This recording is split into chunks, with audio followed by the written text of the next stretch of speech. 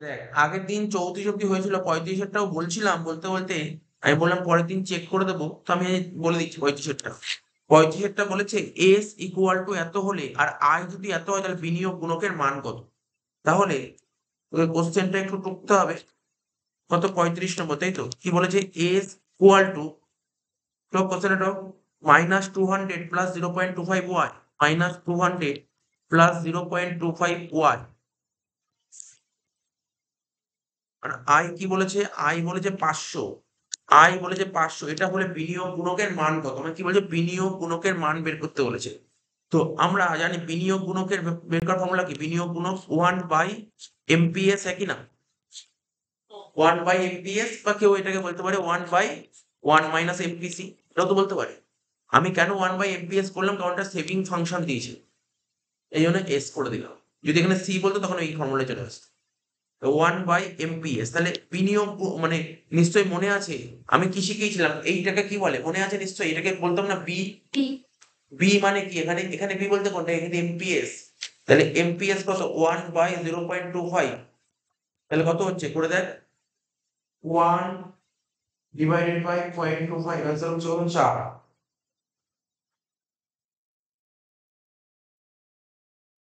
Answer হলো 4। দেখি কত নম্বর পয়েন্টে আছে এখানে 4। এই দেখ এই নম্বর পয়েন্টে আছে, বুঝতে পারলি? এটা আগের দিন ভালো করে কোশ্চেনটা দেখাই হয়নি, বাট এটা দিয়েছে। এবার কি বলেছে? এইমাত্র তোকে আজকে লেখালাম, মনে করার চেষ্টা কর। এইমাত্র লেখালাম আজকে, প্রথমেই একটা ফর্মুলা লেখালাম তোকে, নাকি লিখিয়েছি নাকি? যা, বিনিয়োগ গুণকের মান কত হবে? বিনিয়োগ গুণকের মান কত হবে যখন এমপিসি, শুধু এমপিসি দিলে তো করে ফেলতে পারি। এমপিসিও দিয়েছে, এমপিআইও দিয়েছে। ঠিক আছে? এমপিআই ফুল ফর্ম হচ্ছে মার্জিনাল প্রপেনসিটি টু ইম্পোর্ট। ঠিক আছে তো? কখনো কোনো এমপিআই বলতে পারে, কোনো এমপিএম বলতে পারে। তাহলে এখানে ফর্মুলাটা কি হবে দেখ, আমি বলে দিচ্ছি। আচ্ছা ওখানে দেখিয়ে দিচ্ছি। 36 নম্বর, 1/MPC - MPI। তাহলে কত ছিল? 1/MPC কত ছিল আমাদের অঙ্কে? এমপিসি 0.7, আর ওটা 0.2। 0.7 - 0.2, তাহলে কত হচ্ছে? 1/0.5। তাহলে কর 1/0.5 করলে কত হচ্ছে?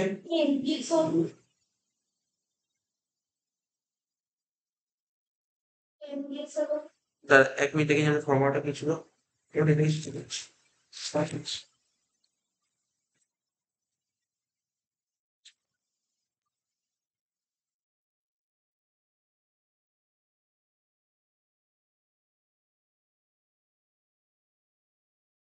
এমপিএস - এমপিআই ছিল, এমপিএস ভুল করে লিখে দিয়েছিল। এটা ছিল এমপিএস। এমপিএস/এমপিআই। তাহলে এমপিএস কত হবে?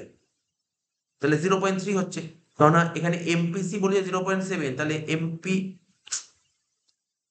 এমপিসি যদি 0.7 হয় তাহলে এমপিএস হবে 0.3।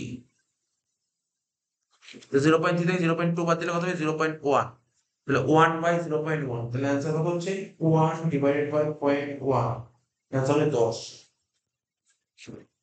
36-এরটা 10। দেখি কোন অপশনে আছে। এই ডি, ডি অপশন আছে 10। ঠিক আছে, ডি ডি ডি, 36 ডি 10। এবার কি বলেছে? এরপরে একটা অঙ্ক দিয়েছে, এস যদি এত হয়, এস এবং আই এটা হলে ভারসাম্য আই কত, মানে কি হবে? এস ইকুয়াল টু আই করতে হবে, ভারসাম্য আই বের করা কি জানি? 37-এরটা কি হবে? S equal to I. ঠিক আছে, এস ইকুয়াল টু আই। এবার টুকতে হবে এস কত? -50, লেখ -50 plus 0.15 Y equal to I কত? আই, আই বলেছে 150 প্লাস 0.05 ওয়াই। 150 প্লাস 0.05 ওয়াই হয়ে গেল। এবার দেখ 0.15 ওয়াই এটা এদিকে আসলে -0.05 ওয়াই ইকুয়াল টু 150 -50টা ওই দিক গেলে +50। করে দেখ কত বেরোচ্ছে, পুরো করে দেখ, অ্যান্সারটা করে দেখ কত বেরোচ্ছে, বলবি আমাকে।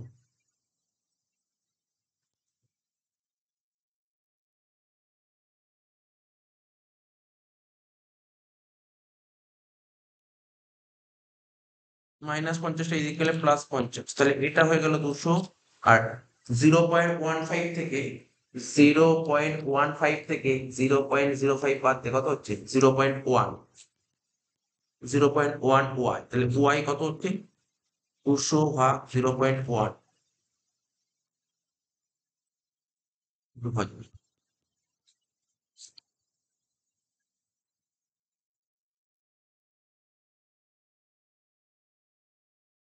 দেখ বি, সাইডে বি হলো 2000, বোঝা গেল? বি 2000। এবার দেখ 38টা বলছে গুণক তত্ত্ব কখন কাজ করে? গুণক তত্ত্ব কখন কাজ করে কি বলেছিলাম? দেশে যখন পূর্ণ কর্মসংস্থান না থাকে। কি বলেছিলাম? দেশে যখন প্রথম অনুমান বলেছিলাম, ধরে নেওয়া আছে দেশে সবাই চাকরি করে না, তাই তো? এরকম আছে।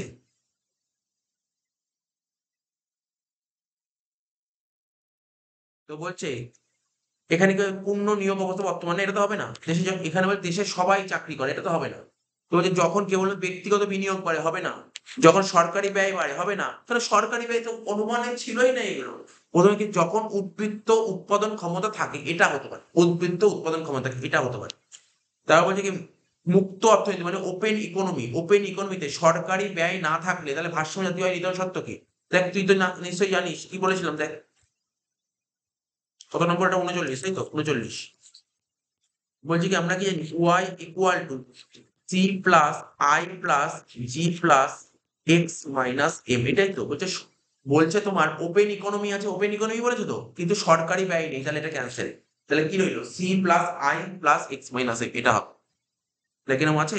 এই দেখ কোনটা, C plus I plus X minus M, এই যে লাস্ট এটা ডিটা হবে। 39 টি হবে।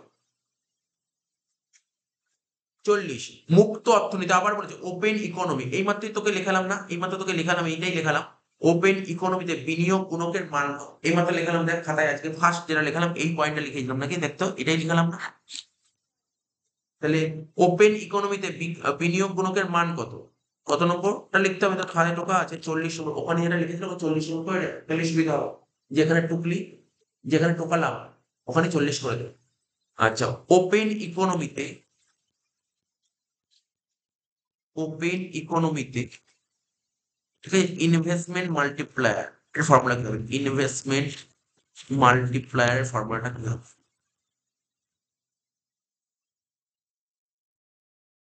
আর মাল্টিপ্লায়ার জানিস তো এটা কি লিখবো? দেখ ভালো করে দেখ, এখানে লিখলাম কে আই। কে আই কেন বুঝতে পারলি? K for multiplier, I for investment.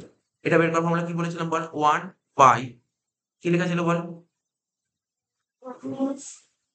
1 minus MPC, 1 minus MPC MPI, এটাই তো ছিল ফর্মুলা। এবার দেখ ওই কিছুক্ষণ আগেই করলাম, 1 মাইনাস এমপিসিটাকে একবারে বলতে পারি, এটাকে ছোট করে এমপিএস বলতে পারি না? MPS minus MPI, 1/MPS। আর এমপিআইটাকে আমরা কি বলি? এমপিএম। কেন কেন? I for import, M for import. মানে জাস্ট ঘুরিয়ে দিয়েছে, ঘাবড়ানোর জন্য দিয়েছে। তো বলে দিলাম অ্যান্সার কোনটা হবে। 40 41 না, ভোগ ব্যয়ের পরিমাণ সম্পদের উপর নির্ভর করে। ঠিক আছে, এটি কি প্রভাব নামে পরিচিত? ঠিক আছে, ভোগ ব্যয়ের পরিমাণ সম্পদের উপর নির্ভর করে, ঠিক আছে, এটা কি নামে পরিচিত? এটা হবে কি বলতো? এটা এটা লেখা ছিল বইতেই, লেখা ছিল বইয়ের, একটা পড়তে হবে। পিগু প্রভাব আর সম্পদ প্রভাব দুটোই বলে। বি আর সি, পিগু প্রভাব এবং সম্পদ প্রভাব। ঠিক আছে তো? বি আর সি।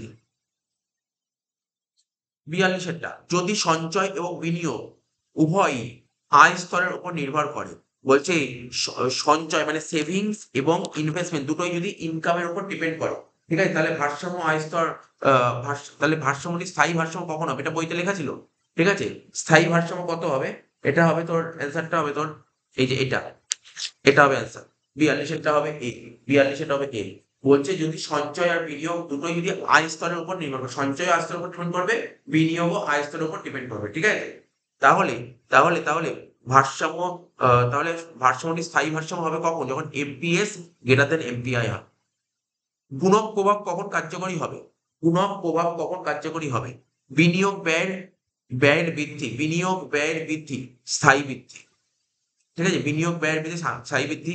বিনিয়োগ ব্যয় সাময়িকভাবে বৃদ্ধি পায়, বিনিয়োগ ব্যয় অপরিবর্তিত থাকে, আর বিনিয়োগ ব্যয় বৃদ্ধি না পায়। দেখ তুই বলেছিলি ইনভেস্টমেন্ট মাল্টিপ্লায়ার, বিনিয়োগ গুণক কাকে বলে? বিনিয়োগ বৃদ্ধি পাবে, বিনিয়োগ বৃদ্ধি পাবে, বিনিয়োগ বৃদ্ধি পেলে জাতীয় আয় বাড়বে, তাই তো? বিনিয়োগ বাড়বে, তাহলে বিনিয়োগ ব্যয়ের বৃদ্ধি, এটাই স্থায়ী বৃদ্ধি হবে।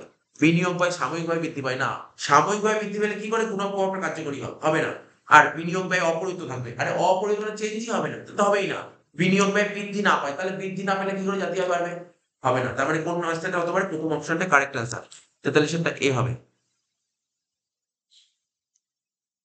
44 এইটা এটা একদম প্রথম ক্লাসে পড়েছিলাম একদম ওই কনজাম্পশন কার্ড কনজাম্পশন ফাংশন যেটা পড়েছিলাম ভোগ অপেক্ষকের আমরা ছবি এঁকে আঁকিয়েছিলাম, ঠিক আছে? একটা তোর স্ট্রেট লাইন দিয়ে ছবি এঁকে করেছিলাম, একটা বক্ররেখা হয়, এটা জাস্ট পড়ে দিতে বলেছিলাম। বলছে ভোগ অপেক্ষকটি যদি অবতল বক্ররেখা হয় তাহলে নিচের কোনটি সত্য হবে, ঠিক আছে? ভোগ অপেক্ষক যদি অবতল বক্ররেখা হয় তাহলে কোনটি সত্য হবে? এটা হবে ভোগ অপেক্ষক রেখাটা যদি অবতল হয় না, দেখ দেখ ভোগ অপেক্ষক রেখা তুই সরল রেখা দিয়ে আঁকতে পারিস আর একটা বক্ররেখা দিয়ে আঁকতে, প্রথম একদম বইয়ের ফার্স্ট সেকেন্ড পেয়েছিল, ঠিক আছে? ভোগ অপেক্ষক রেখা দিয়ে তুই তোর অজয় কুমার নন্দীর বইটা খুলে দিতে আমি দেখি ছবিটা দেখে দিচ্ছি। অজয় কুমার নন্দীর বই তো এটা ছিল, ঠিক আছে? আমি বুঝিয়েছিলাম যেটা বোঝানোর দরকার ছিল, যেটা আমরা কোনটা দিয়ে বুঝিয়েছিলাম, আমি বুঝিয়েছিলাম তোর সরল রেখা দিয়ে, কারণ ওটা বোঝার ব্যাপার ছিল। বক্ররেখা দিয়ে হলে কি হয়, বইতে মানে বক্ররেখা আগেও নিজস্ব একটা লাইন লিখে দিয়েছে, বুঝিস তো বই? হ্যাঁ আবার আচ্ছা এই তো এই যে এই তো। তো বলছে ভোগ অপেক্ষক যদি অবতল বক্ররেখা হয় তাহলে নিচের কোনটি সত্য হবে? এমপিসি কমবে, তাহলে এমপিসি কমতে থাকবে, আর ওখানে এমপিসি কমবে না, ওখানে এমপি সমান থাকবে আর এখানে এমপিসি কমবে, এটাই হচ্ছে ডিফারেন্স। ডি এইগুলো সুন্দর করে খাতায় নোট করবি, তাহলে পরীক্ষার আগে পড়তে সুবিধা হবে।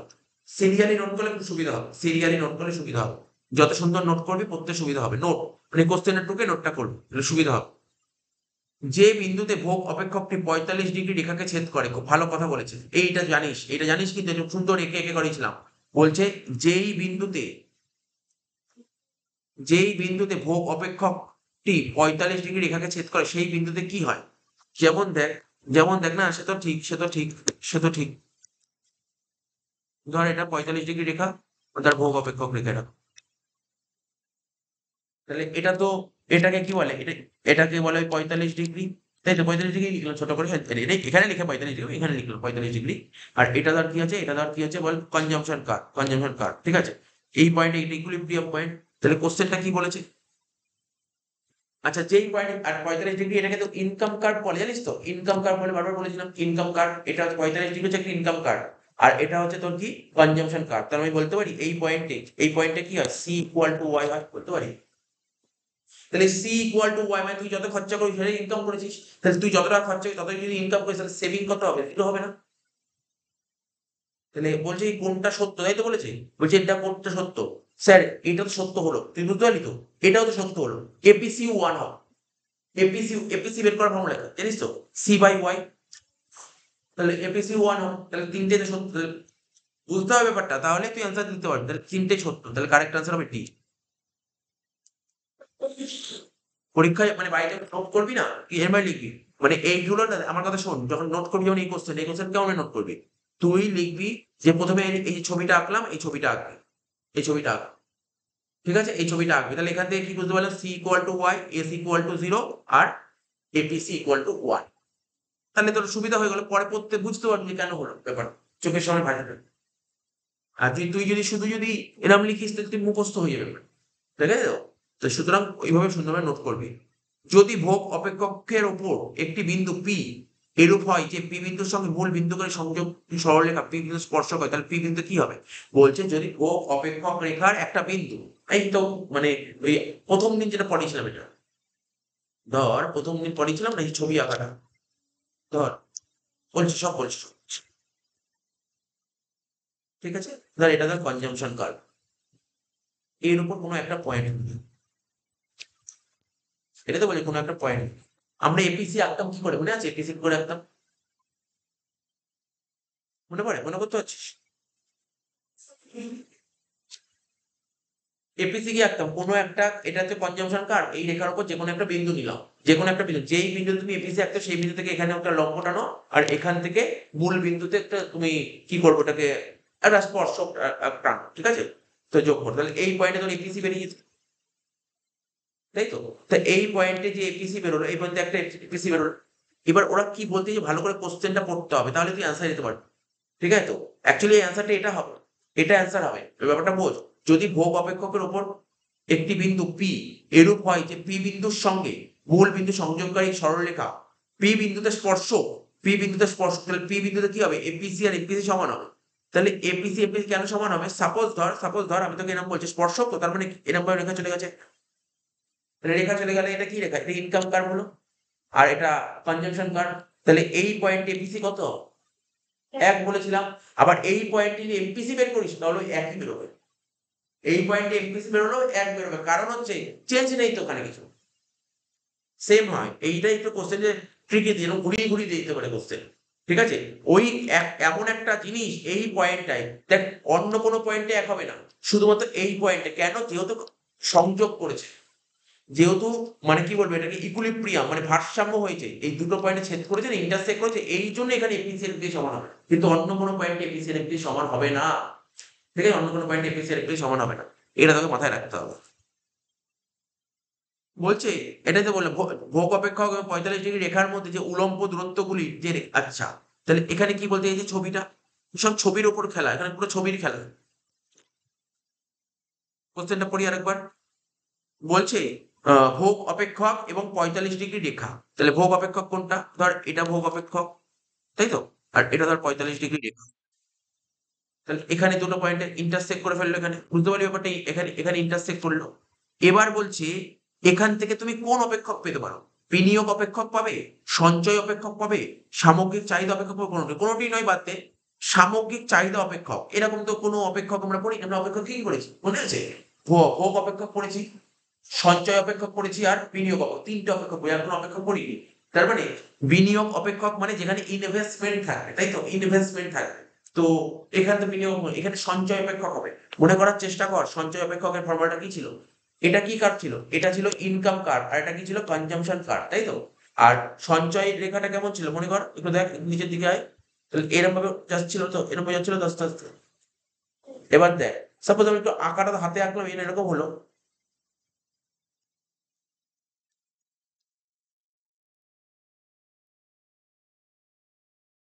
মনে পড়ছে? উলম্ব, এটাই বলেছিল ওরা কোশ্চেন, এটাই করেছিল। তাহলে এটা কোন অপেক্ষক? সঞ্চয় অপেক্ষক হয়। বুঝেছিস ব্যাপারটা কি বললাম? মনে কোন দিন করেছিলাম? প্রথম দিন করেছিলাম, প্রথম দিন না, দ্বিতীয় দিন, মানে দ্বিতীয় কি তৃতীয় দিন করেছিলাম সঞ্চয় অপেক্ষকটা কি করে করতে হবে। এইটা ছিল ছোটটা। সঞ্চয় অপেক্ষক আগের দিন রোজই তো বলছি, সঞ্চয় অপেক্ষক কোথা থেকে শুরু হয়? নেগেটিভ থেকে শুরু হয়। যত আস্তে আস্তে ইনকাম বাড়বে সঞ্চয় বাড়বে, ঠিক আছে তো? তাই এটাই তো ছিল, এইগুলো ছিল সব। বলছে এর মধ্যে কোনটা, হ্যাঁ বল। বি, 47টা বি হবে, 48টা চলে যাবে। বলছে দেখ এর মধ্যে বলছে কোনটা ভুল, দেখ না তোর চোখে কোনটা মনে হচ্ছে, আগে যেটা দেখতে থাক, যেটা মনে হচ্ছে ভুল, আগে সেটাকে ট্রাই, মানে তোর মনে হয়। দেখতে না পারলে বাড়িতে তোর নিয়ে আসতে হবে জিনিসগুলো, তোকে তো নিয়ে আসতে হবে তো। দেখবি কি করে? তোকে তো নিয়ে আসতে হবে। আচ্ছা কি বলেছে এখানে? প্রথম পয়েন্ট, দ্বিতীয় পয়েন্ট, তৃতীয় পয়েন্ট, তৃতীয় পয়েন্টে আমাদের অ্যান্সার বেরিয়ে এসছে। আয় যত বাড়বে সঞ্চয় ও, আয় যত বাড়ে, এখানে কি বলছে? আয় যত বাড়বে গড় সঞ্চয় প্রবণতা তত কমে। গড় সঞ্চয় প্রবণতা মানে তো ওই এপিএস, ঠিক আছে? ইনকাম যত বাড়বে, ইনকাম যত বাড়বে, বলেছে ইনকাম যত বাড়বে বলছে গড় সঞ্চয় প্রবণতা তত কমবে। এবার আমাদের ইয়ে করা ছিল,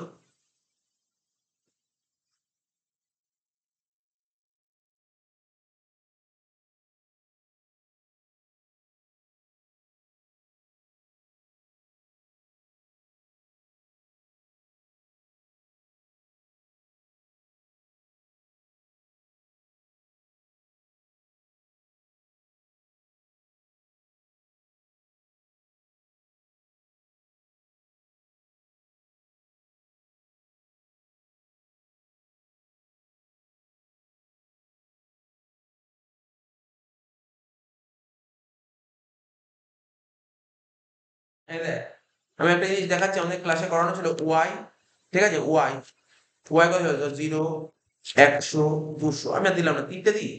আচ্ছা ঠিক আছে, 300, 400 ক্লাসে করানো ছিল। এস, ইনকাম যখন এত এত হয়েছিল, সেভিং করেছিলাম কত? -40, -20, 0, ক্লাসে করানো ছিল, মনে করতে পারছিস তো? ওইটাই। তাহলে এপিএস বের করতাম কি করে? এস বাই ওয়াই করে। তাহলে প্রথমটা তো কিছু হবে না, -20/100 করলে কত হবে? -2, -0.20, 0/200 করলে কত হবে? 0 হবে। 20/300 করলে কত হচ্ছে? 20/300 করলে 0.067, বুঝতে পারছিস কি হচ্ছে? 0.10। বল এপিএস আস্তে আস্তে কি হচ্ছে? বাড়ছে না কমছে? বাড়ছে, এপিএস বাড়ছে। ইনকাম ইনকাম বাড়ছে বলে এপিএস বাড়ছে। তাহলে এখানে কি বলতে চাইছে ওরা? এখানে কি বলছে? আয় যত বাড়বে এপিএস তত কমবে। তাহলে ঠিক দিয়েছে? ভুল দিয়েছে। তার মানে এর মধ্যে ভুল কোনটা? এটা হচ্ছে ভুল। এটা হলো ভুল। ওরা অঙ্ক দিয়েছে 49 এর অঙ্ক দিয়েছে, বলছে ভোগ অপেক্ষক সমীকরণ সি বলেছে এত, এটক এটক সি এত। ঠিক আছে, লিখ লিখ এটক C equal to 100 plus 0.5 Y. কত নম্বর? 50, 49। C equal to 100 plus 0.5 Y, এটা বলে দিয়েছে। আর কি বের করতে বলেছে? আর বলেছে ওয়াই 100 হলে এপিসি কত। বলছে ওয়াই 100 হলে এপিসি কত। আমরা এপিসি বের করার ফর্মুলা কি জানি? এপিসি বের করার ফর্মুলা কি জানি? C by Y. আচ্ছা, সি কত? 100 প্লাস 0.5 ওয়াই বাই ওয়াই, এটা ফর্মুলা। তাহলে 100 প্লাস 0.5 এর সাথে 100 গুণ করবি, ডিভাইডেড বাই 100 করবি। তাহলে কত হচ্ছে? 150 বাই 100, 1.5। বুঝা গেল? কত সোজা অঙ্ক হয়ে গেছে কারা? বেশি অঙ্ক ছিল না। 49টা সি হচ্ছে, দেখি তো অ্যান্সার কি? 49টা এসসি, 1.5 টাকা। এবার দেখ, এটা তো তোকে পড়তে হবে একটু, জাস্ট বইতে লেখা ছিল, রিড করতে হবে। দীর্ঘকালে ভোগ ব্যয় অপেক্ষকের আকৃতি কেমন হয়? দীর্ঘকালে, ঠিক আছে, স্বল্পকালে নয়। দীর্ঘকালে ভোগ ব্যয় অপেক্ষকের আকৃতি কেমন হয়? ঠিক আছে, দীর্ঘকালে ভোগ ব্যয় অপেক্ষকের আকৃতি কি হয়? এটা মূল বিন্দুগামী সরল রেখা যা 45 ডিগ্রি রেখার নিচে থাকে। ঠিক আছে, তার মানে কি বলতে পারি? দীর্ঘকালে ভোগ ব্যয় রেখা, ভোগ ব্যয় মানে কনজাম্পশন কার কোথায় থাকে? 45 ডিগ্রি রেখার নিচে থাকে। এটা লিখতে হয় 45 ডিগ্রি রেখার নিচে থাকে।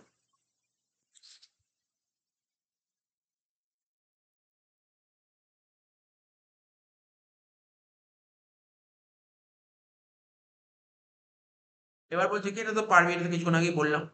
এমপিসি আর এমপিএস এর মধ্যে সম্পর্ক কোনটা? এমপিসির সাথে এমপিএস যোগ করলে 1 হয়। হয়ে গেল। এখানে ওটা সি।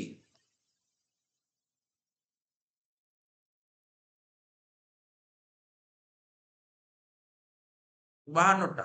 যদি ভোগ অপেক্ষকের সমীকরণে সি যদি এত হয়, তাহলে সঞ্চয় অপেক্ষকের সমীকরণ কত হবে? তাহলে লেখ 52টা।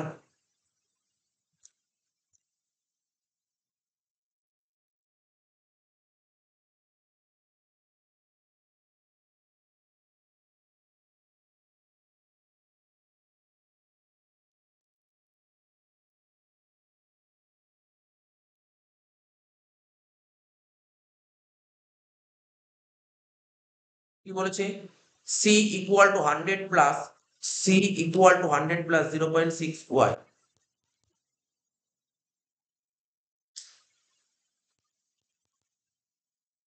C equal to 100 plus 0.6 Y.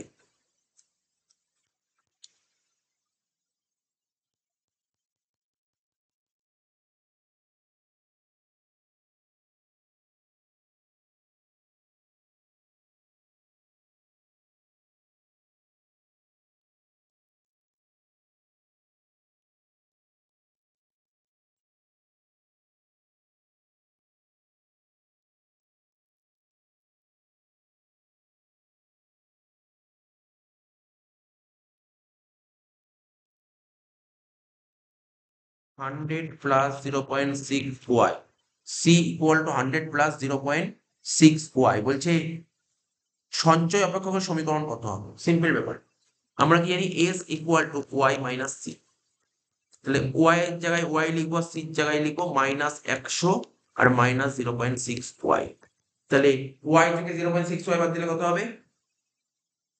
-100 R plus 0.4 Y. একটা কিছু আছে নাকি? এস ইকুয়াল টু -100, এই যে সির অ্যান্সারটা -100 প্লাস 0.4 ওয়াই।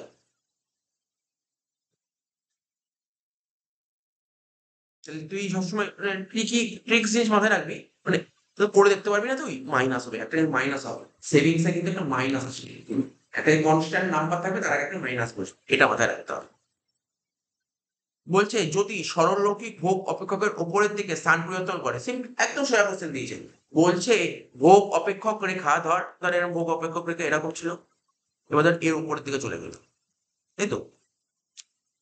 বুঝলি, ভোগ অপেক্ষক যা ছিল, ধর আগে ছিল এটা, নতুন ছিল ভোগ, এখন নতুন ভোগ অপেক্ষক C1। তা ভোগ অপেক্ষক রেখা যদি উপরের দিকে চলে যায় তাহলে কি হবে জানিস তো? এমপিসি বাড়বে না কমবে? এমপিসি ওই তো বাড়বে না কমবে? এমপিসি এমপিসি তো এমপিসির কোনো প্রশ্ন উঠছে না, এখানে এমপিসি হবে। ধর সাপোজ ধর আমার ইনকাম এখানে ছিল, তখন এমপিসি এখানে হচ্ছিল সাপোজ। এখন ইনকাম তো ওই আছে, মানে এমপিসি বের করবো হলো কি C/Y। তা আগে ধর এখানে যা সি ছিল, ইনকাম তো এটাই, ইনকাম তো এটাই, ইনকাম তো এখানেই আছে, ইনকাম চেঞ্জ হয়নি। তাহলে এখন আগে যা খরচা ছিল, এখন খরচা কি হয়েছে? উপর থেকে যদি খরচা কি হয়েছে? খরচা বেড়ে গেছে। তাহলে খরচা যদি বেড়ে যায়, ইনকাম একই আছে, তাহলে এমপিসি কি হবে? বাড়বে। বুঝেছিস? আমি উদাহরণ দিচ্ছি, ধর আগে ছিল খরচা 10 টাকা ছিল, তখন ধর ইনকাম ধর ছিল ধর কত বলবো, ধর ইনকাম ধর ছিল কত, ধর 100, ধর সাপোজ ধর 200, সাপোজ ধর, তাহলে কত বের হয়েছিল ধর 0.5। এখন ধর খরচা 100 জায়গায় 150 হয়ে গেল, এটা 200 হলো। তাহলে 150 কে 200 দিয়ে ভাগ করলে কত হয়? 0.75। তাহলে কি হলো? বাড়বে। তাহলে কি হবে? এটা অ্যান্সার হবে এপিসি বাড়বে। 53টা এ হবে। 54 বলছে এ তো পড়েছিলাম, স্বয়ংভূত বিনিয়োগ কাকে বলে? স্বয়ংভূত বিনিয়োগ হচ্ছে যেটা সরকার বিনিয়োগ করে, সরকার দেখে না কত টাকা লাভ লোকসান হবে। ঠিক আছে? তাহলে কি হবে?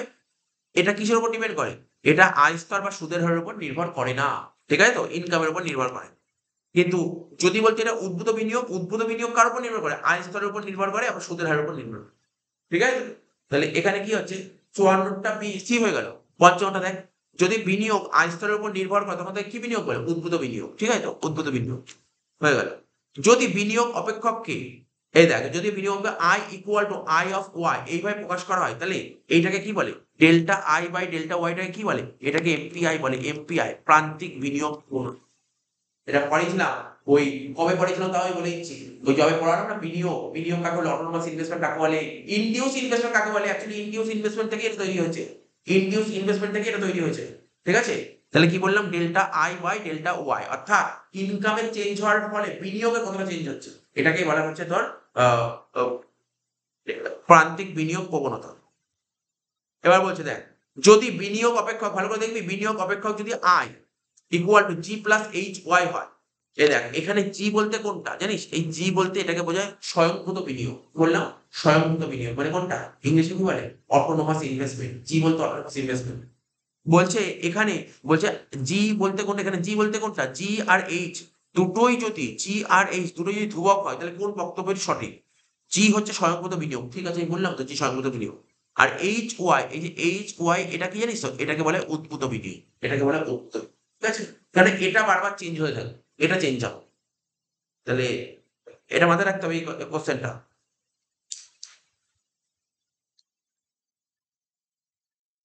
58 সরল কেন্সীয় মডেলে, মানে কেনসে যে থিওরি পড়েছি ওখানে, ওখানে যে বিনিয়োগ বলো তো, ওখানে কোন বিনিয়োগ বলো তো? ওখানে বলে স্বয়ংভূত বিনিয়োগ।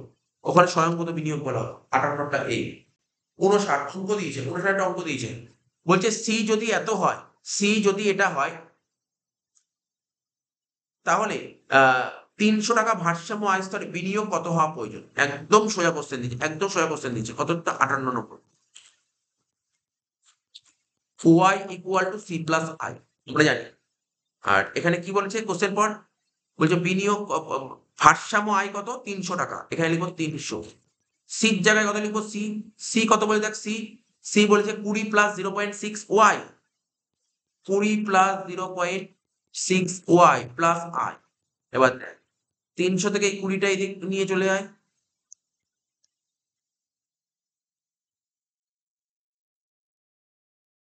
আর এখানে লিখবো 0.6, ওয়াই এর ভ্যালু কত ছিল? ওয়াই এর ভ্যালু 300 প্লাস আই, তাহলে 280। আর এটা 360 মানে 180, এদিক নিয়ে চলে 180। তাহলে কত হচ্ছে? আই, আই কত হলো? 100।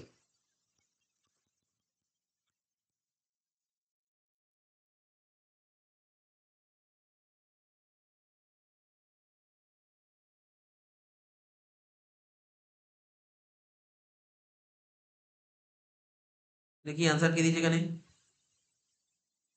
58 নম্বরটা, সরি 59 নম্বর হলো না, বি, ঠিক আছে। 60 বলছে একটি দ্বিবিভাগ অর্থনীতি, কি বলেছে, একটি দ্বিবিভাগ অর্থনীতি মানে ধর টু সেক্টর মডেল আছে যেখানে সঞ্চয় আর বিনিয়োগ অপেক্ষক যথাক্রমে, সঞ্চয় অপেক্ষক বলে দিয়েছে এত, বিনিয়োগ অপেক্ষক বলে দিয়েছে এত, তাহলে তুই কর এস ইকুয়াল টু আই করে দে, হয়ে গেল।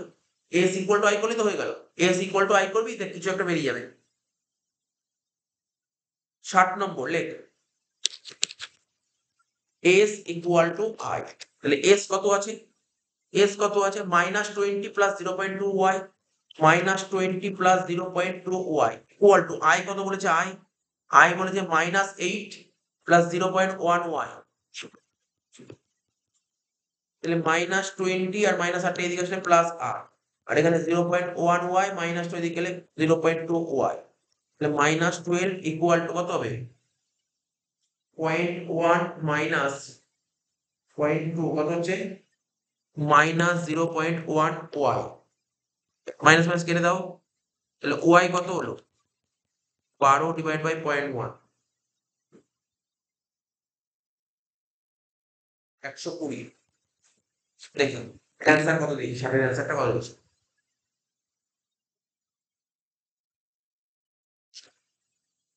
সাড়েটা বি, এই 120 হবে। ঠিক আছে। 61 যদি ভোগ এবং বিনিয়োগ রেখা দুটি আমরা উলম্বভাবে যোগ করি, ঠিক আছে, তখন আমরা কি পাই, যদি মনে না থাকে ছবির দিকে ফোকাস কর, ছবির দিকে ফোকাস কর। 61 নম্বর, ধর এটা ধর বিনিয়োগ রেখা আঁকতাম, এটা আয়, আর কনজাম্পশন টার্ম কেমন ছিল, এরকম ছিল।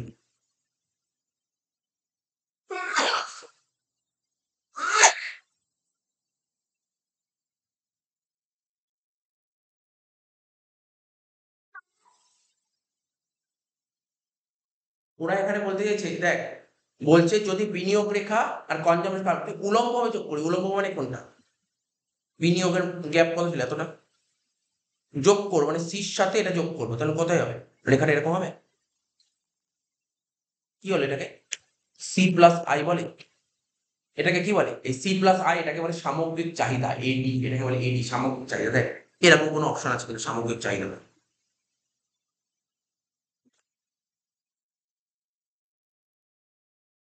দেখ এই দেখ, বি, সামগ্রিক চাহিদা বিতেই বলেছে, বা সত্যি বলেছে, যদি স্বয়ংভূত বিনিয়োগ 100 টাকা বাড়ে, আচ্ছা, এবং যদি প্রান্তিক ভোগ প্রবণতা 0.6 হয়, তাহলে ভারসাম্য আয় স্তর কত বাড়বে, দেখ ফর্মুলা দেখ, বিনিয়োগ গুণক বলেছে, delta Y equal to 1/1 minus MPC, কি ছিল ডেল্টা আই, বলছে স্বয়ংভূত বিনিয়োগ 100 টাকা বাড়লো, এটা 100 টাকা বাড়লো, প্রান্তিক ভোগ প্রবণতা 0.6, তোমার কত 1/0.6 মানে 1/0.4, কত হচ্ছে, 100-র সাথে 0.4 ভাগ করে দেয়, 100 ডিভাইড বাই 0.4, 250 হবে।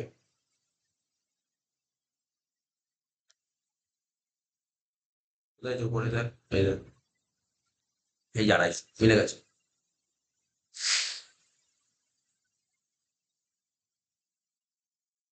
এবার কি বলছে, যদি বিনিয়োগকে আয়ের অপেক্ষক ধরা হয়, বলছে যদি বিনিয়োগকে আয়ের অপেক্ষক ধরা হয়, তাহলে এটা তো ওই আগের মতন বলে যেটা করতে হবে তোকে, এটা দাগ দেওয়া ছিল, যদি বিনিয়োগকে আয়ের অপেক্ষক ধরা হয় তাহলে ভারসাম্যের সত্য কোনটা,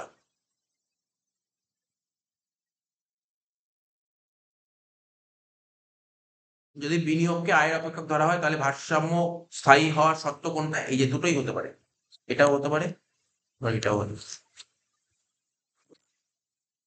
এমপিসি প্লাস এমপিআই একের কম হতে পারে, আবার এমপিএস এমপিআই এর চেয়ে বেশি হবে। দেখ সিম্পল ব্যাপার তুই বুঝতে পারবি, তো কিছুক্ষণ আগে বলছিলাম এমপিএস মানে কি, মার্জিনাল প্রপেনসিটি টু সেভিংস, আর এমপিআই মানে মার্জিনাল প্রপেনসিটি টু ইম্পোর্ট।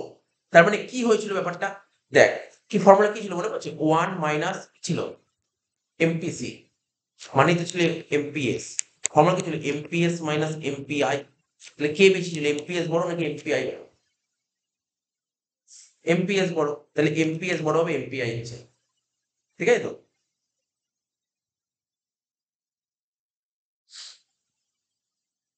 আর এটা কি বলেছে, এমপিসি আর এমপিআই দুটো যোগ করে যেটা হবে সেটা একের চেয়ে কম হবে। কেন একের চেয়ে কম হবে? কেন একের চেয়ে কম হবে ভাব, ভালো করে বোঝার চেষ্টা করে না, সেভিংসও তো আছে, ওখানে সেভিংসও আছে। তো এই ইকুয়েশনটা তোকে মাথায় রাখতে হবে, যে কি করে বুঝে করতে হবে এটা বোঝানোর জন্য বললাম, মনে রাখার টেকনিকটা বললাম কি করে মনে রাখতে হবে। ঠিক আছে তো, কারণ তোকে যে কিছুক্ষণ আগে ফর্মুলা দিলাম সবার প্রথমেই ওখানে কি ছিল, এমপিএস থেকে এমপিআই বাদ যাবে, তাই তো, এমপিএস থেকে এমপিআই বাদ যাবে, তার মানে এমপিআই চেয়ে এমপিএস টা বড় হবে। তাহলে তো সি নম্বর পয়েন্টটা তো বুঝতেই পারলাম এটা হবেই। আর এখানে কি বি নম্বর পয়েন্টটা কি, এমপিসি আর এমপিআই যোগ করে যে ভ্যালু হবে সেটা যেন কখনো একের বেশি না হয়, একের কমই হতে হবে। কারণ হচ্ছে ইও তো আছে, এমপি এসও তো আছে, এখানে তো সি আছে আর আই আছে, তোকে বুঝতে হবে এই ব্যাপারটা। আচ্ছা, এবার 64 নম্বর কি বলছে, সি প্লাস আই রেখা, সি প্লাস আই রেখা এবং 45 ডিগ্রি রেখা ছেদ বিন্দুকে কি বলে? এটা নর্মাল কথা, এই যে কেনসের থিওরি, কেনসি এই কথাটা বলেছে, কেনসি এই কথাটা বলেছে, ওই যে 45 ডিগ্রি রেখা আর সি প্লাস আই রেখা যে পরস্পর ছেদ করে, এটা কেনস বলেছে, কেনস, এটা কেনসিও ছেদ বিন্দু। 65 নম্বর, 65টা কি বলছে, দুই বিভাগ মানে টু সেক্টর বৃত্তাকার প্রবাহের মডেল, মানে হচ্ছে সার্কুলার ফ্লো অফ ইনকামে সঞ্চয় বলতে কোনটাকে বোঝায় আর বিনিয়োগ কোন, ঠিক আছে, টু সেক্টর মডেলে সঞ্চয় বলতে কোনটা, সঞ্চয় হচ্ছে নিষ্কাশন, এখানে সঞ্চয় হচ্ছে নিষ্কাশন, ঠিক আছে, মানে উইথড্রল, আর বিনিয়োগ কোনটা, অনুপ্রবেশ মানে ইনজেকশন, ইনজেকশন বলেছিলাম এগুলো। 66, যখন বিনিয়োগ সম্পূর্ণরূপে স্বয়ংভূত তখন গুণক হবে, বিনিয়োগ যখন সম্পূর্ণরূপে স্বয়ংভূত, ঠিক আছে, তখন গুণক হবে। আর যখন বিনিয়োগ আংশিক স্বয়ংভূত এবং আংশিক উদ্বুদ্ধ, তার থেকে কি হবে, এটা খুব ভালো কথা বলেছে, বিনিয়োগ যখন সম্পূর্ণরূপে স্বয়ংভূত মানে ইনভেস্টমেন্ট যখন অটোনোমাস, ঠিক আছে, তখন গুণক হবে, যখন বিনিয়োগ আংশিক স্বয়ংভূত এবং আংশিক উদ্বুদ্ধ তার থেকে ছোট হবে, সেইটুকু করে নিতাম, তার থেকে ছোট হবে। উন্নত অর্থনীতির মন্দাবস্থায় বেশি সঞ্চয় বি হবে, উন্নত অর্থনীতির মন্দাবস্থায়, ঠিক আছে, বেশি সঞ্চয়ের ফল কি, বেশি সঞ্চয়ের ফল কি, উন্নত অর্থনীতি, উন্নত মন্দাবস্থা মানে খারাপ অবস্থা চলছে, এরকম অবস্থায় বেশি সঞ্চয়ের ফলটা কি দাঁড়াতে পারে, বেশি সঞ্চয়ের ফলটা তো দাঁড়াতে পারে তোর কি, কম আয়।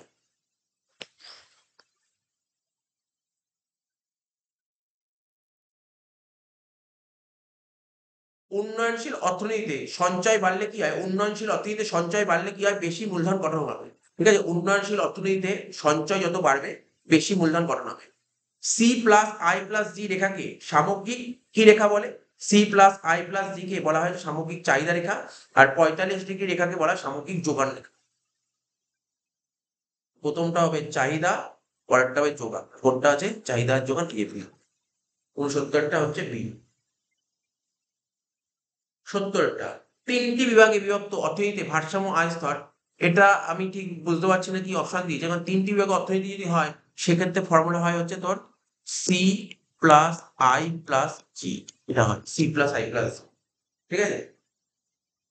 তো এখানে ওরা কি বলতে চাইছে আমি কিছু বুঝতে পারছি না, ওরা বইতে অপশন দিয়েছে S plus T equal to I plus G, I plus G তো বুঝতে পারলাম, আবার এখানে এস প্লাস টিটাকে কি বলতে চাইছে, এটা ক্লিয়ার।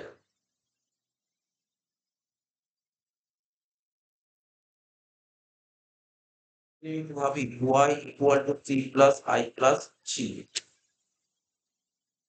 ঠিক আছে, সি প্লাস আই তো ওরা দিয়ে দিয়েছে, সরি জি প্লাস আই দিয়ে দিয়েছে, তার মানে এখানটা সিটাকে এদিকে নিয়ে চলে যাবে, কি Y minus C, Y minus C equal to I plus G, Y minus C মানে ইনকাম থেকে খরচা বাদ দিতে হচ্ছে, বলছে ইনকাম থেকে তুমি খরচা বাদ দাও, তাই ইনকাম থেকে খরচা বাদ দিলে কি হয়, সেভিংস হয়, সেভিংস, ইনকাম থেকে খরচা বাদ দিলে সেভিংস হয়, তাহলে এটাও তো বলা যায় S equal to I plus, এরকম কি আছে এস ইকুয়াল টু, মাঝখানে টি, টি চলে এসছে,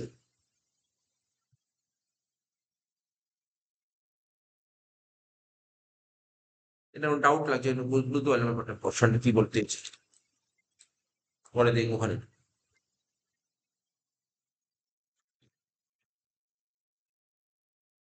বইতে এই অপশনটা দিয়েছে, এখানে টি কেন দিলে বুঝতে পারলো না, টি না দিলেও অ্যান্সার হয়ে যাবে, টি কেন দিলে এটা বোঝা গেল, কেন দিলে দেখবো ওখানে পরে কেন বলতে চাইছে, এটা কি বলতে চাইছে। ইনিশিয়াল স্টেজে 70 এ করে রাখ, 70 এ করে রাখ, পরে দেখে চেক করে দেবো। আচ্ছা, পরের প্রশ্ন সোজা দিয়েছে, যদি সরকারের ব্যয় ডেল্টা জি পরিমাণ বাড়ে, বলছে যদি সরকারের ব্যয় ডেল্টা জি পরিমাণ পরিবর্তিত হয় তাহলে গুণক কত? ওই তো বললাম সরকারি ব্যয় গুণক দরকার ফর্মুলা কি ছিল? উপরে হবে 1, নিচে হবে 1 বাই, উপরে 1 ডিভাইড বাই 1 মাইনাস এমপিসি। কোনটা হচ্ছে এখানে? নেই স্যার, অপশন নেই, নর্মাল ব্যাপার। 1 মাইনাস এমপিসি মানে এমপিএস, তাহলে এটা হবে, তাহলে এটা হবে।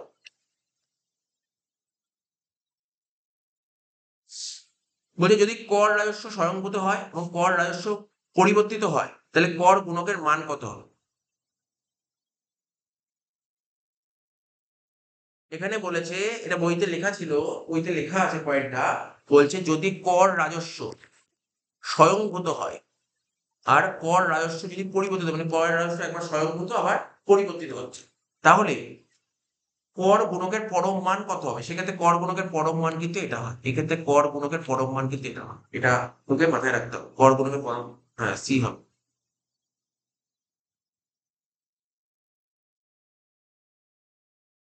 এমনি তোর কর গুণকের মান কি ছিল মনে রাখার সুবিধা দেয়, কি ছিল? এমপিসি বাই 1 মানে এমপিসি ছিল, কিন্তু আগে একটা মাইনাস ছিল, শুধু এখানে মাইনাস বসলো, শুধু মাইনাস, কখন মাইনাস বসলো না দেখে নে, কর রাজস্ব যখন স্বয়ংভূত আবার কর রাজস্ব যখন পরিবর্তিত তখন মাইনাস হলো, ঠিক আছে? একবার স্বয়ংভূত একবার পরিবর্তিত, মানে একবার মানে ফিক্সড আর একবার চেঞ্জ। এবারে সরকারের ব্যয় পরিবর্তনের গুণক প্রভাব কর রাজস্ব পরিবর্তনের গুণক প্রভাবের অপেক্ষা কি হয়? সরকারের যে ব্যয় পরিবর্তন হচ্ছে না, নর্মালি ব্যাপার, নর্মাল কথা বলে, সরকারের যে ব্যয় পরিবর্তনের গুণক, গুণকের প্রভাবটা কর রাজস্ব পরিবর্তনের গুণকের অপেক্ষা বেশি হয়, বেশি হয়, ঠিক আছে? মানে কর গুণক যেটা বেরোবে তার তুলনায় সরকারের ব্যয় গুণকটা বেশি হয়, কেননা কর গুণক কি বেরোয়? নেগেটিভে বেরোয়, আর সরকারি ব্যয় গুণক কিসে বেরোয়? পজিটিভে বেরোয়, তাহলে বড় কে হচ্ছে? সরকার, তাহলে এটা বেশি হবে, 73টা এ হবে। 74, সরকারি বাজেটের হাতিয়ার হিসেবে সরকারি ব্যয় কর রাজস্ব অপেক্ষা কি হয়? সরকারি বাজেটের হাতিয়ারে সরকারি ব্যয় কর রাজস্বের চেয়ে সরকারি ব্যয় বেশি, মানে কে বেশি শক্তিশালী? সরকারি ব্যয় বেশি শক্তিশালী। কর গুণকের পরম মান 1 অপেক্ষা বড়, কর গুণকের, এটা ছোট ছোট অঙ্ক দিয়েছে, কর গুণকের পরম মান 1-এর চেয়ে বড় হবে। দেখ কত নম্বরটা এটা বল? 75। কর গুণকের বের করার ফর্মুলা কি ছিল? মাইনাস, ভালো করে শুনি, minus MPC by 1 minus MPC ছিল। ওরা কি বলেছে? কর গুণকের পরম মান 1-এর চেয়ে বেশি হবে, তাই তো? বলছে কর গুণকের পরম মান 1-এর চেয়ে, তাহলে এমপিসি ভ্যালু কত? এদিক তাকা, তুই দেখ সিম্পল ব্যাপার, এখানে না তুই একটা করে ক্যালকুলেট করতে থাকবি, 4টে অপশন দিয়ে দিয়েছে তো, তাহলে এমপিসির ভ্যালু কত হলে, এমপিসির বলছে এমপিসির ভ্যালু কত হলে কর গুণকের মান 1-এর বেশি হবে? তাহলে তুই একটু ভাবার চেষ্টা কর, কত হলে? তাহলে ধর এখানে 1 আছে তো, সেটা আরেকবার দেখে নে, কত হবে? 1-এর বেশি হবে। আচ্ছা 1-এর বেশি কখন হবে? 1-এর বেশি ভ্যালু হবে 1-এর বেশি, ঠিক আছে তো? তাহলে এখানে ধর এমপিসি, ধর আমি যদি তুই নর্মালি 1 ধর, এখানে 1 ধরিস, তুই বল ধরতেও হবে না, 1 ধরতে হবে না, যদি এমপিসি বলে 1 ধরিস তাহলে 1 মাইনাস 1 করলে কত হয়? 0 হয়, তাহলে হলো না, 1 ক্যান্সেল হয়ে গেল, হয়ে গেল। এবার 1-এর 2 ধর, প্লাস 1-এর 2 ধর, তাহলে এখানে যদি 1-এর 2 করিস তাহলে 1 থেকে 1-এর 2 বাদ দিলে কত হয়? নিচে 1-এর 2, আর উপরে কত হচ্ছে?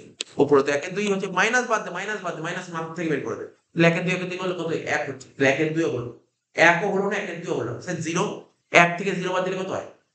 1, উপরে তো 0, তো 0 বাই 1 করলে 0 হয়, তাও হচ্ছে, তাহলে ব্যাপারটা বলতে তাহলে কি হবে অ্যান্সার? এবার তুই মাইনাস 1-এর 2 কর দেখতো, তাহলে 1 থেকে মাইনাস 1-এর 2 বাদ দিলে কত হচ্ছে? আমরা কি কি করেছিলাম বল? দাঁড়া, আমি কি করেছিলাম? আমি 1 নিয়েছিলাম, 1 এ আসলো না, ঠিক আছে তো? আমি 0 নিয়েছিলাম, 0 মানে 1 আসলো না, 0 ও আসেনি, 0 মানে কি? 0 মানে 1-এর 2 এর কম, 1-এর 2 এর কম কত হতে পারে? 0 তো হতে পারে, নাকি 1-এর 2 এর বেশি হচ্ছে?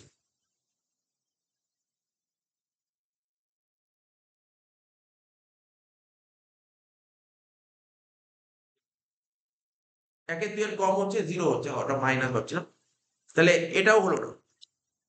1-এর 2 এর সমান, 1-এর 2 তো হলো না, তাহলে কোনটা হতে পারে? 1-এর 2 এর বেশি, 1-এর 2 এর বেশি একটা সংখ্যা ভাব, কত হতো বল, 1-2 বেশি একটা সংখ্যা বল না। 3/2 না, 3/2 তো 1/2 হচ্ছে নাকি? 3/2 1/2 হচ্ছে, 1/2 যা 3/2 তাই, 3/2 তাই। তাহলে দেখ 1/2 মানে আমি যদি ভাবি, অত ভাবতে হবে না, 0.5। 1/2 এর বেশি মানে কত বলতে পারি? 0.6 বলতে পারি। তাহলে এটা কত হচ্ছে? উপরে হচ্ছে 0.6, নিচে হচ্ছে 1 মাইনাস 0.6। তাহলে 0.6 ডিভাইড বাই 0.4 কত হচ্ছে? 0.6 ডিভাইড বাই 0.4 কত হচ্ছে? 1.5। তাহলে 1 এর বেশি হচ্ছে। তাহলে 1 এর বেশি কখন হচ্ছে? কোনটা হচ্ছে বুঝতে পারলি তো? কোন অ্যান্সারটা হতে পারে 1/2 এর বেশি। আর এত ভাবতে হবে না, তুই র্যান্ডমলি যে কোনো একটা ফিগার তুলে, দেখি কি আসছে, তারপরে তুই বুঝতে পার, অপশন চলে যাবে। কথা বুঝতে পারলি কি বললাম? আচ্ছা, সমতার বাজার এই মাত্র আজকে ক্লাসে বললাম, বলে ফর্মুলাটা বল, বিবিএম এর ফর্মুলা কি? বিবিএম মানে যেটা আমরা BBM, balance budget multiplier. Balance budget multiplier গুণকের মান সব সময় এক হয়, সবসময় এক হয়। আগের দিনও পড়েছিলাম বিবিএম এর ব্যালেন্স সবসময় এক হয়। কেন? তুই ভাব না, সমতা বলেই নে, সমতা ব্যালেন্স এ একই হবে, এ কখনো একের বেশি হবে না, ঠিক আছে? তো এটা এক হবে। তারপর যদি পরিকল্পিত বিনিয়োগ অপেক্ষা কম হয়, ভালো করে শুনবি, সঞ্চয় বেশি হচ্ছে বিনিয়োগের চেয়ে, যদি সঞ্চয় বেশি হয়, বিনিয়োগের চেয়ে যদি সঞ্চয় বেশি হয়, তাহলে কি হয়? বিনিয়োগের চেয়ে যদি তাই বলেছি তো, পরিকল্পিত সঞ্চয় বিনিয়োগ অপেক্ষা কম। আচ্ছা, বিনিয়োগ অপেক্ষা সঞ্চয় কম বলেছে, তাহলে তুই সেভিং কম করছিস। কখন সেভিং কম করে? যখন খরচা প্রচুর করে। খরচা যখন বেশি বেশি করবে তখন তো সেভিং কম হবে। তাহলে এডি মানে কি? খরচা। তা খরচা বেশি করছে, কোন অ্যান্সারটা হতে পারে বল? বলছে ভালো করে দেখ, এখানে বলছে এডি ইকুয়াল টু এস, যখন খরচা, বলছি যখন খরচা আর আয় দুটোই যখন সমান হয়, তখন হয় সেভিং হয়। যখন বলছে আহ, বলছে আয় বেশি খরচ কম, তখন তো সেভিং হয়। বলছে কি বলছে? বলছে যখন পরিকল্পিত সঞ্চয় বিনিয়োগ অপেক্ষা কম হয়, সঞ্চয় কখন কম হয়? সেভ তুই কখন কম করবি? তুই ভাব, সেভিং কখন কম করবি? যখন খরচা বাড়বে, তখন সেভিং বেশি হবে না কম হবে? তাহলে কোনটা হবে? খরচা বাড়বে, মানে এইটা হবে, এই অপশন। এবার দেখ, এটা আগেও করেছিলাম অঙ্ক, এমপিসি আর এমপিএস যদি সমান হয়, আমি কিছুক্ষণ আগে রাফ করলাম, কত নম্বর বলতো অঙ্ক নাম্বারটা? এটা 78। বলছে এমপিসি আর এমপিএস যদি সমান হয়, তাহলে বলছে বলো কে আই কত। একদম সোজা কোশ্চেন দিয়ে কে আই কত হবে, তাহলে কি হবে? দেখ, কে আই বের করার ফর্মুলা কি? 1/1 মাইনাস এমপিসি। তাহলে কি বলতে পারি?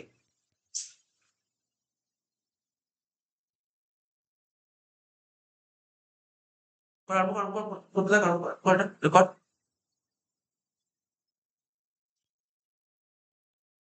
1/1 মাইনাস এমপিসির জায়গায় কি লিখবো? এমপিএস।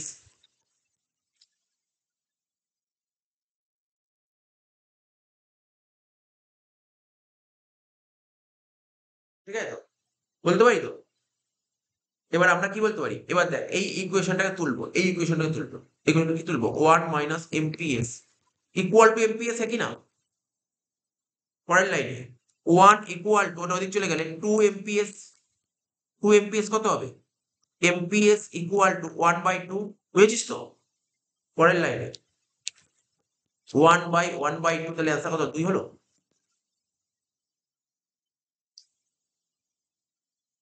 তাহলে কি বলতে পারি? এমপিসি আর এমপিএস দুটো সমান, এটা আমি আগের ক্লাসে করিয়েছিলাম, এগুলো সব করিয়েছিলাম, খাতায় করা আছে। এই দুটো যদি সমান হয় তখন গুণক হবে 2। দুটো সমান হলেই 2 হবে, দুটো সমান হলে তখন 2 হয়। 78টা করিয়ে দিলাম, তাহলে ডি হবে। 78 এর অ্যান্সারটা ডি হবে। 79, বিনিয়োগ গুণকের সঙ্গে প্রান্তিক ভোগ প্রবণতা, এ তো কতবার বল, কে, কে এর সাথে এমপিসির সম্পর্ক কি ছিল? প্রথম মানে কোন দিন পরে তুমি বিনিয়োগ গুণক যখন পড়ালা, বললাম বল কে এর সাথে এমপি সম্পর্ক কেমন, আর কে এর সাথে এমপি এর সম্পর্ক কেমন।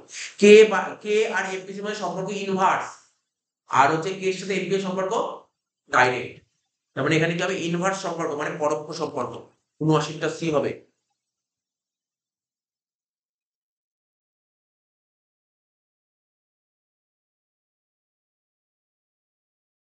আচ্ছা, একটু উল্টো করলে মনে হচ্ছে, উল্টো বলেছি।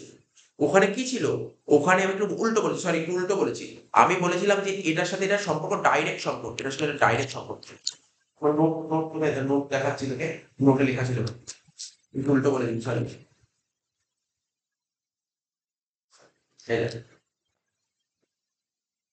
কেস সাথে এমপিসি ডাইরেক্ট রিলেশন ছিল, আমি একটু উল্টো বলে দিচ্ছি, সরি আমি একটু উল্টো বলে দিচ্ছি, ঠিক আছে।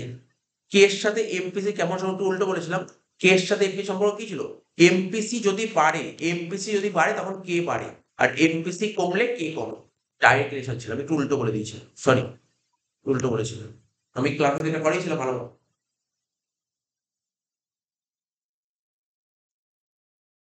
এটা কত 79, কিন্তু যদি উল্টো কোশ্চেন ঘুরিয়ে দেয়, যদি বলে বিনিয়োগ গুণকের সঙ্গে প্রান্তিক সঞ্চয় প্রবণতা সম্পর্কে, ওটা পরোক্ষ সম্পর্ক, ওটা পরোক্ষ। 80, যখন কোনো অর্থনীতি তার বাড়তি আয়ে সবটাই সঞ্চয় করে, এটা বলে না, এটা সিম্পল কথা বলেছে। আজকে তুই যা এক্সট্রা কামালি, পুরো টাকাটাই যদি সেভিং করে ফেলিস, তাহলে বিনিয়োগ গুণক কত হবে? দেখ, ফর্মুলা কি ছিল, 1/MPS, 1/MPS, তো বিনিয়োগ গুণকের ফর্মুলা কি ছিল, 1/MPS বল বা 1/1 - MPC বল, একই ব্যাপার। তাহলে তুই যত টাকা এক্সট্রা কামালি পুরো টাকা যদি খরচা করে ফেলিস তাহলে কি হবে, সরি, তুই যত টাকা এক্সট্রা কামালি পুরো টাকা যদি সঞ্চয় করিস তাহলে কি হবে, 1/MPS কত হবে, 1 হবে না, 1 হবে তো। তাহলে 1/1 করলে কত হবে, স্যার 1। যদি উল্টো দিত স্যার, স্যার যত টাকা এক্সট্রা কামি পুরো টাকা যদি খরচা করি তাহলে কি হবে বলতে পারবি, তুই যত টাকা এক্সট্রা কামি পুরো টাকা যদি খরচা করিস তাহলে কি হবে, 1/1 মাইনাস পুরো টাকায় খরচা করলি 1, তাহলে 1 - 1, সরি 1 - 0, 1/1 - 1 মানে 1/0, মানে কি হতো, এটা আনডিফাইন্ড হতো সেখানে। বুঝতে পারলি ব্যাপারটা, কোশ্চেনটা বুঝতে হবে। যখনই বলবে পুরো টাকাই খরচা করছিস তখন ওটা বলে এমপিসি, ঠিক আছে, এমপিসি 1। যদি বলে পুরো টাকাই খরচা সেভ করছিস তাহলে ওটা বলে এমপিএস 1, এটা বুঝতে হবে। এবার বলছে বল, এটা ট্রাই কর, চেষ্টা কর, আইডিয়া আইডিয়া লাগা। এমপিসি, এমপিএস এর চেয়ে যদি এমপিসি বড় হয়, বলছে এমপিএস এর চেয়ে যদি এমপিসি বড় হয়, তাহলে বিনিয়োগ গুণকের মান কত হবে, 2 এর বেশি হবে, 2 এর কম হবে, ঠিক আছে, 2 এর সমান হবে, 5 এর সমান। স্যার কিভাবে করবে এরকম, তুই একটা র্যান্ডমলি একটা সংখ্যা তুলে ফেল, র্যান্ডমলি একটা সংখ্যা তুলে, এখান দিয়ে না, বলে যে এমপিসি বড়, তাহলে এমপিএস এর চেয়ে এমপিসি বড় একটা সংখ্যা ভাব। এমপিসি ধর, এমপিসি ধর, দেখ না পরের এক্সাম্পলটা দিয়ে আমি বুঝিয়েছি, আমি 82টা করে 81 বেরিয়ে যাবে স্যার, 82-র মধ্যে 81 কি আছে, 82টা করে দিচ্ছি আগে, তারপর 81টা করছি। বলছে এমপিসি আর এমপিএস এর অনুপাত বলছে 4:1, তাহলে বিনিয়োগ গুণকের মান কত, শোন, বিনিয়োগ গুণকের মান কত বল, বিনিয়োগ গুণকের মান বের করবো নাকি স্যার, 1/MPS, ফর্মুলা কি, ওরা কি বলছে, এমপিএস কত বলছে, 4:1। আমি এখানে কি লিখেছি, এমপিএস, তাহলে এমপিএস কত বলতে পারি, 1/5 বলতে পারি। 1/5 মানে কত, 20%, মানে 0.20, তাহলে 1/0.20 মানে কত হলো, 5। সুন্দর অঙ্কটা হয়ে গেল, কি বুঝিস, কি বুঝিস বল, কি বুঝতে পারিস বল, কোন জায়গায় বুঝি, এমপিএস 5 হলো কি করে, এই 0.2 বুঝিস কি করে হয়েছে, তাহলে দেখ এদিক তাকা, সাইন্স নিয়েছিস কি হতো তাহলে, এমপিসি ইস টু এমপিএস কত হচ্ছে, 4:1, এমপিসি ইস টু এমপিএস হচ্ছে 4:1, তাহলে এমপিএস আমার দরকার কি এমপিএস, তাহলে এখানে এমপিএস লিখলাম, তাহলে এমপিসি 4:1, এমপিসি আর এমপিএস 4:1, তাহলে এমপিসি কত, 4/5, এমপিএস কত, 1/5, তো 1/5 কে ছোট করলে কি হয়, ক্যালকুলেটর মানে ভাগ করতে হবে, 1/5 করলে কত হয়, 0.2 হয়, 4/5 করলে কত হয়, 0.8 হয়, এই 0.2টাই এখানে লিখলাম, 0.2, 1 কে 0.2 দিয়ে ভাগ করলে কত হয়, 5 হয়, এটাই অ্যান্সার দিয়েছে 5। সায়েন্স নিয়ে বুঝতে, অন্য স্ট্রিমের আর্টস পার্সের স্টুডেন্টরা তো অসুবিধা আছে, তুই তো ফটাফট করে বলে দেওয়া উচিত, তোর তো আগে বলা উচিত, যারা সায়েন্স নেয়নি তাদের থেকে অসুবিধা হয় মানলাম, ঠিক আছে, তো পিওর ম্যাথ আছে, এবার সায়েন্স কোথায় মানে, 82।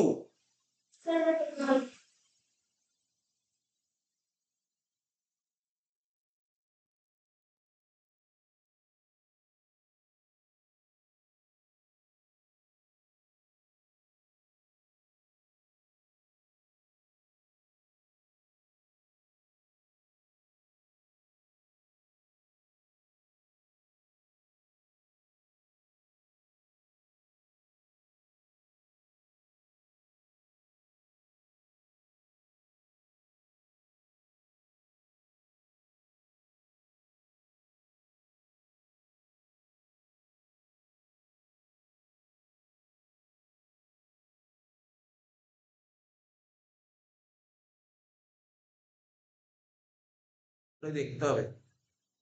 5 5 মানে হচ্ছে তোর সি, 82 এর অ্যান্সারটা হবে সি। তাহলে তুই বুঝতে পারলি এখানে, এখানে তুই কি বুঝতে পারলি এখানটা পড়ে, যে না এখানে পরের কোশ্চেন, আগের কোশ্চেন এমপিসি আর এমপিএস, ওরা বলেছে এমপিসি গ্রেটার দেন এমপিএস, মানে এমপিএস এর চেয়ে এমপিসি বড় হয়। তাহলে এখানে এমপিসি কত ছিল বল, এমপিসি 0.8 কর, করতে থাক পরেরটা 81টা কর।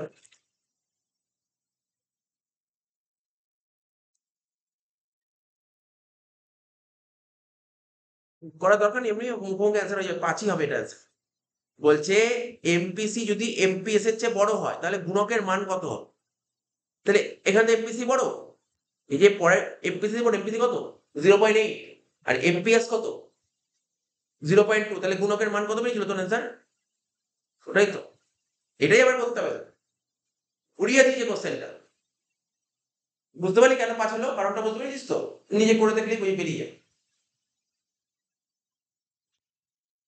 দেখ না, এটা বলেছিল 0.8, এটা বলেছিল 0.2, আমাকে গুণকের ভ্যালু বের করতে হবে। 1 equal to, sorry, K equal to 1 by MPS, 1 by 0.2 কত হচ্ছে, 5 হচ্ছে না? ক্লিয়ার?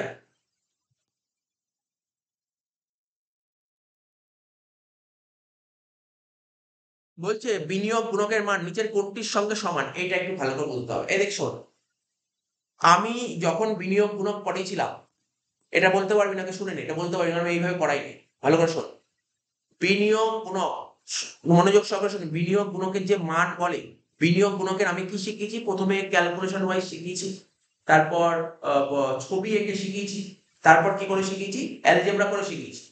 ওরা ওরা বলছে অ্যাকচুয়ালি এইটা তো একটু মুখস্থ করতে হবে, এই জায়গাটা কিছু করার, মানে এইভাবে আর সময়, আমরা যেটা ছবি এঁকে করেছি ওরা সোজাভাবে ছবি এঁকে করেছে, ওরা একটু কমপ্লেক্স করে ছবি এঁকেছে, ছবি আঁকার মধ্যে একটা প্রুফ করেছে, এই ফর্মুলাটা বলেছে, এটা কিন্তু মুখস্থ করতে হবে, এই ফর্মুলা কিন্তু মুখস্থ করতে হবে। ঠিক আছে, এটা একটু মুখস্থ করতে হবে। এবার তুই চাইলে আমি একটু বলে দিতে পারি ব্যাপারটা কি করেছে ওরা, সে বলে দিচ্ছি, অসুবিধা নেই, ওরা কি বলেছে, ওরা কিভাবে করেছে এটা বলে দিচ্ছি, বাট আমরা এইভাবে করাই না। আমাকে যখন আমাদের যখন গ্র্যাজুয়েশন এটা দেয় বিনিয়োগ গুণকটা, তুমি প্রমাণ করে দাও, তুমি যে কোনো একটা মেথড ফলো করলেই হয়, যে কোনো একটা মেথড ফলো করলেই হয়। তো ওরা এখানে অন্যরকম ভাবে করেছে। যেমন দেখ ওরা কি করতে, যে বিনিয়োগ গুণকের ফর্মুলা কি জানিস তুই, নিশ্চয়ই জানিস। যেমন ধর আমরা কি বলতে পারি, আমরা কি জানি, Y equal to C plus I, হ্যাঁ কি না? ওরা কি প্রমাণ করবে, Y equal to C plus I, তাহলে বোথ সাইড কে Y equal to C plus I. তো এবার যেহেতু এখানে বিনিয়োগ গুণক করছে, মানে চেঞ্জ, বিনিয়োগ গুণকে কি আছে, চেঞ্জ আছে না, পরিবর্তন। তো পরিবর্তন মানে কি, সব করার আগে একটা করে ডেল্টা বসিয়ে দিলাম, delta Y equal to delta C equal to delta I. এবার বোথ সাইড কে ডেল্টা ওয়াই দিয়ে, এটা আমার সাথে করতে করতে পারলে তো সুবিধা হবে। ডেল্টা ওয়াই কে ডেল্টা ওয়াই দিয়ে, সব কটাকে ডেল্টা ওয়াই দিয়ে ভাগ কর, delta C by delta Y plus delta I by delta Y, এটা কত হচ্ছে 1। ঠিক আছে, তারপর এটা কি হবে, delta C by delta Y plus delta I by delta Y.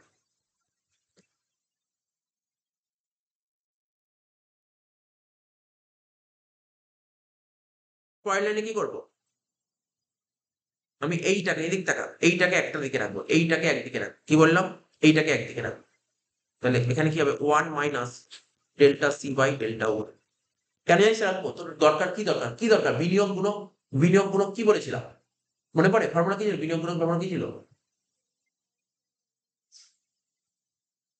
তো বিনিয়োগ গুণকের ফর্মুলাটাই আমি তোকে বের করছি, বিনিয়োগ গুণকের ফর্মুলা, তাই না, কি ছিল, delta Y by delta I ছিল, মনে পড়ছে তো, বিনিয়োগ গুণকের ফর্মুলা কি, এটা তো করিয়েছিলাম, আমি না করানো, করানো ছিল, তো করানোই ছিল আমার, হ্যাঁ। আচ্ছা করানো ছিল তো, ঠিক আছে, আমি আবার দেখে দিচ্ছি, আমি আবার দেখে দিচ্ছি, তাহলে এখানে কি হবে, delta I by delta Y.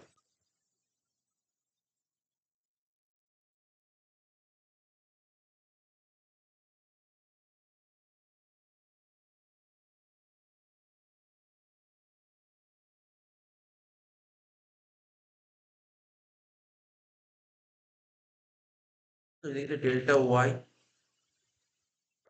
Minus delta C divide by delta Y equal to delta I by delta Y.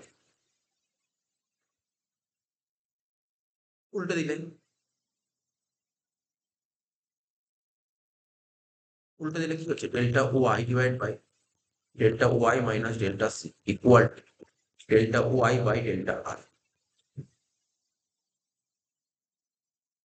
তাহলে এখানে ওরা অপশনটা কি দিয়ে দেখতো, অপশনটা এরকম কিছু আছে, অপশনটা ডেল্টা ওয়াই বাই, এই দেখ অপশনটা আছে।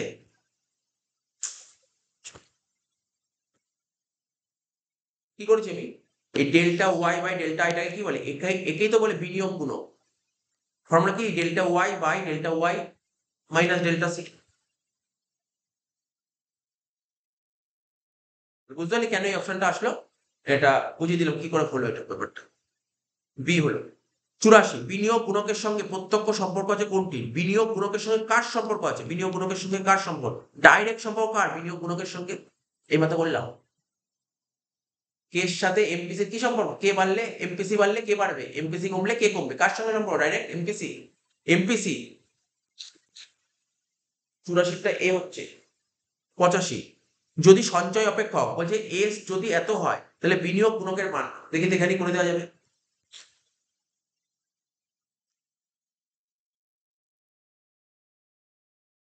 বিনিয়োগ গুণক শিখেছিলাম যে এখানটা হবে না, ছোট হয়ে যাবে না।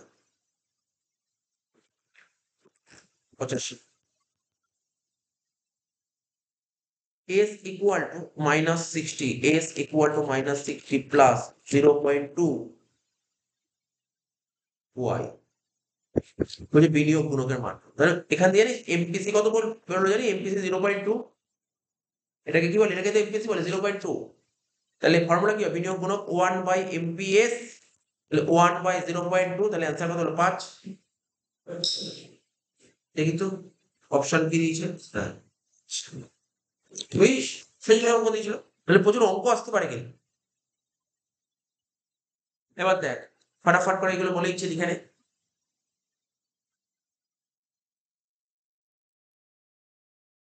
ছেড়ে দেবো হয়ে গেছে।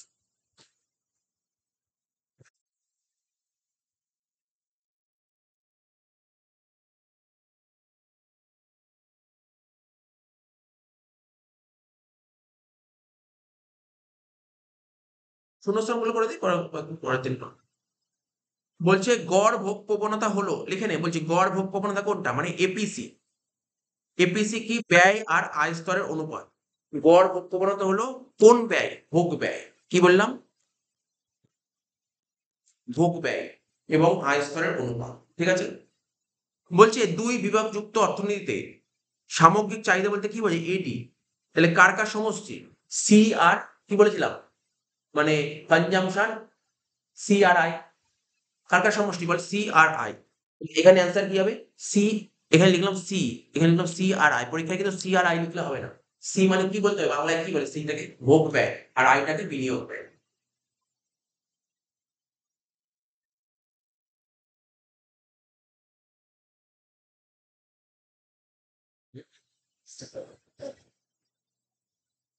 ফার্স্টটা ভোগ ব্যয়। এপিসির মান এক, এক অপেক্ষা বড় হবে, এপিসির ভ্যালু একের বড় হবে কোন বিন্দুর আগে, বলছে এপিসির ভ্যালু, এপিসির ভ্যালু একের বড় হবে কার আগে জানিস তো, বিইপির আগে, ইংলিশে বলা হয় বিইপি, বাংলায় লিখে নে, ইংলিশে বলা হয় বিইপির আগে, বিইপির আগে, বিইপির আগে, ঠিক আছে, BEP break even point, break even point, ঠিক আছে। বা তুই বাংলায় লিখতে পারি আয় ব্যয় সমতা বিন্দু, কি বললাম লিখে নে, আয় ব্যয় সমতা বিন্দু, আয় ব্যয় সমতা বিন্দুর আগে, আয় ব্যয় সমতা বিন্দুর আগে। এমপিসির মান কত থেকে কত মধ্যে থাকে, 0 থেকে 1 এর মধ্যে থাকে, মনে পড়ছে তো, এমপিসির মান 0 থেকে 1 এর মধ্যে থাকে, 0 থেকে 1 এর মধ্যে থাকে। যখন আয় বাড়ে তখন এপিসি কি হয়, ইনকাম যখন বাড়ে, আমি তো বললাম ইনকাম যখন বাড়বে এপিসি তখন কি করবে, ইনকাম যত বাড়বে এপিসি তত কি হবে, ইনকাম বাড়লে এপিসি কমবে, ইনকাম বাড়লে এপিসি কমবে। আমি এরকম ডাউন অ্যারো দিলাম, কমবে। কার যোগফল, দেখ এমপিসি আর এমপিএস দুটোর যোগফল এক হয়, দুটোর যোগফল এক, এমপিসি আর এমপিএস যোগফল এক হয়। তারপর কি বলেছে, এমপিসির মান যদি 0.6 হয় তাহলে এমপিএস এর মান কত, 0.4 বলতে পারি তো? আচ্ছা, ভারসাম্য আয়স্তন নির্ধারিত হয় যখন পরিকল্পিত সঞ্চয় মানে প্ল্যান্ট সেভিং আর প্ল্যান্ট কি ছিল, প্ল্যান্ট ইনভেস্টমেন্ট, পরিকল্পিত বিনিয়োগ মনে পড়ছে, একটা পড়েছিলাম সেভিং ইনভেস্টমেন্ট প্রমাণ করো, এসআই অ্যাপ্রোচ। ওখানে কি ছিল, প্ল্যান সেভিং আর প্ল্যান ইনভেস্টমেন্ট যখন সমান হয় তখন ভারসাম্য আসে। আর একটা কি ছিল, এডি আর এস যখন সমান হয়, দুটো ছিল। তো এখানে কি ছিল, প্ল্যান সেভিং লেখা আছে, এবার লিখতে হবে কি তোকে, প্ল্যান, বাংলায় লিখ পরিকল্পিত বিনিয়োগ, প্ল্যান ইনভেস্ট, হ্যাঁ 8 নম্বর প্ল্যান ইনভেস্টমেন্ট, প্ল্যান সেভিং আর প্ল্যান ইনভেস্টমেন্ট যেখানে সমান হয়। 9টা, জাতীয় আয় বাড়ার সাথে সাথে এপিসি কি বললাম, এই তো বললাম জাতীয় আয় বাড়লে এপিসি কি হয়, এপিসি কমে, এপিসি কমে। আর এপিএস কি হবে, এপিএস বাড়বে, উল্টো হবে তো। 10, কোন অর্থনীতিতে, কোন ড্যাশ অর্থনীতিতে, বলতে পারবি এটা, বলতে কি আইডিয়া করে বলতে, কোন অর্থনীতিতে AD equal to C I G X minus M, চারজনই আছে। ওপেন ইকোনমি, ওপেন মানে কি বলে বাংলায়, উন্মুক্ত অর্থনীতি, লেখ উন্মুক্ত অর্থনীতি, লেখ উন্মুক্ত অর্থনীতি, লিখিস তো। এবার 11, যখন এগুলো কেন ইংলিশ লিখছি, তুই যখন পরীক্ষাতে তুই বোর্ডের এক্সাম দিবি, এখন তোর দুটো ভার্সনে কোশ্চেন থাকবে, বেঙ্গলি, ইংলিশ, আবার হিন্দিও থাকবে, 3টে ভার্সনে কোশ্চেন, কোনো সমস্যা হবে না। তুই যখনই বেঙ্গলি পড়ে বুঝতে অসুবিধা হবে, ইংলিশটাও দেখে দিতে পারবি। যখন ভোগ অপেক্ষক সরলরেখা, যখন ভোগ অপেক্ষক সরলরেখা তখন প্রান্ত এমপিসি কি হয়? ও আচ্ছা, বুঝতে পেরেছি।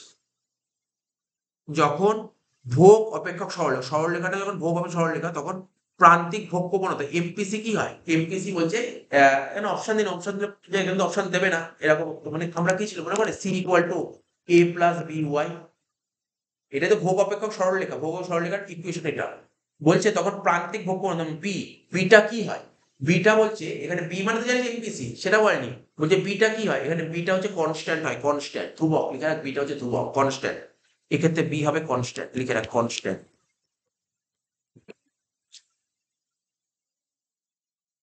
বাংলায় লেখ ধ্রুবক।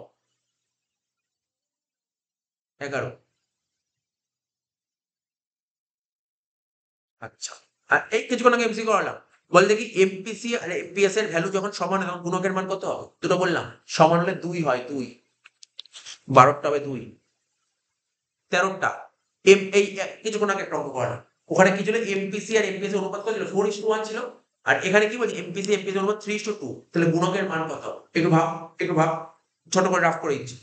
এমপিসি কত, 3/5, হ্যাঁ কি না, বল এমপিসি কত, এমপিসি কত 3/5, এখানে লিখলাম এমপিসি হচ্ছে 3/5, তাহলে এমপিএস কত বল, 2/5, 2/5 মানে কত, ছোট করলে বল 0.4 হয়, জানিস তো 2/5 করলে 0.4 হয়। তাহলে ফর্মুলা কি ছিল, 1/0.4, তাহলে কর 1 ডিভাইড বাই 0.4 কত হচ্ছে, 2.5, এর অ্যান্সার হবে 2.5, 13টা হবে 2.5। 14, যখন গুণকের মান 1, যখন গুণকের মান 1 তখন এমপিসির মান কত হবে? ভাব, গুণকের মান যখন 1, কোথায় করবো, এখানটাই করে দিই, এখানটাই করে দিই, গুণকের মান যখন 1 তখন এমপিসির মান কত হবে?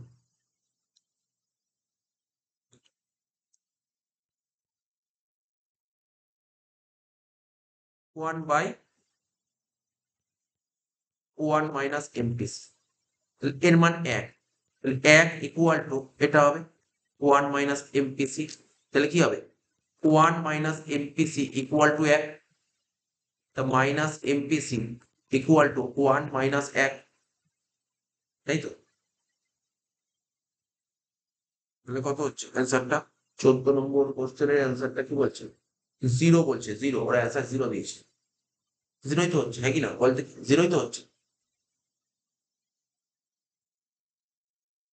একটু ভেঙে ভেঙে দেখিয়ে দেবো দাঁড়া, এখানটা একটু ভেঙে ভেঙে দেখাচ্ছে, কত নম্বর কোশ্চেন বলতো এটা, 14 নম্বর। বলছে কি, এ ইকুয়াল টু 1/এমপিএসসি লিখে দিলে তাহলে, এর ভ্যালু কত বলছে, 1,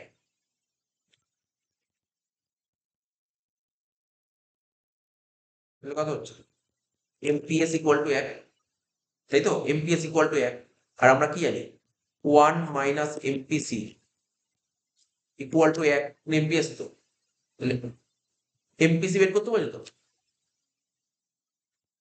minus MPC equal to 1 minus 1, তাহলে কত যদি একই হলো, তাহলে এমপিএস কত পেলো? 0 পেলো না? যদি মাইনাস এমপিসি 0, তাহলে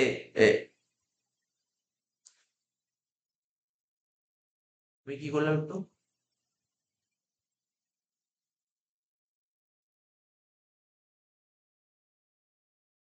দাঁড়া, মানে ভুল কাটতে হবে না একটু।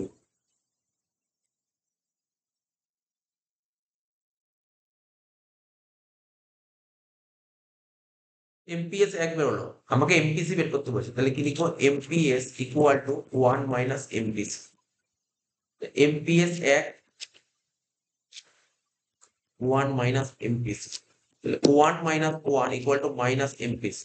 হ্যাঁ ঠিকই আছে, তার মানে 0 ইকুয়াল টু মাইনাস এমপিসি। তাহলে এমপিসি ভ্যালু কত? 0ই হচ্ছে, এমপিসি ভ্যালু 0ই হচ্ছে, এটাই আনসার দিয়েছিল। অ্যান্সার 14 নম্বর কোশ্চেন অ্যান্সারটা লিখবি 0। দুটো কোশ্চেন আছে আজকে, আর দুটো কোশ্চেন পাবো।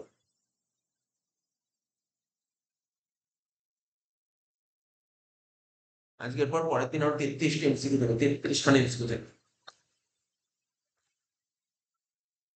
তাহলে 0 হচ্ছে।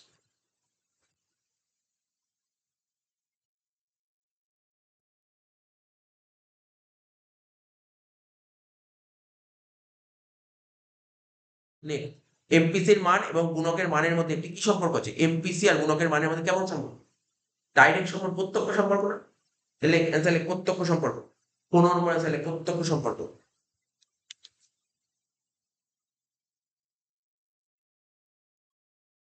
ডাইরেক্ট। লাস্ট, এমপিএস যদি 0 হয় তাহলে গুণকের মান কত হবে বল? এমপিএস 0 মানে কি ফর্মুলা ছিল? 1 বাই এমপিএস, তাহলে 1 বাই 0, 1 বাই 0 মানে কত? আনডিফাইন্ড হয় না? আনডিফাইন্ড হয়, এবার আনডিফাইন্ডের বাংলা যেটা হবে দেখি, অসীম, লিখবি অসীম, অসীম লিখবি, আনডিফাইন্ড, এটাকে বলে আনডিফাইন্ড। ব্যাস, আজকে এই অবধি করালাম, দেখ মোটামুটি ভাবে এমসিকিউ করলাম। এই এমসিকিউ গুলো দেখ অনেক অনেক অনেক অনেক বেটার এমসিকিউ, তো এইগুলো করে দিলাম এমসিকিউ গুলো। এবার হচ্ছে পরের দিন বাকিগুলো করবো, বাকিগুলো করে আমি চেষ্টা করবো আগের যে চ্যাপ্টার ছিল ফার্স্ট ইউনিট, ওই চ্যাপ্টার অঙ্কগুলো করানো, অঙ্কগুলো করবো।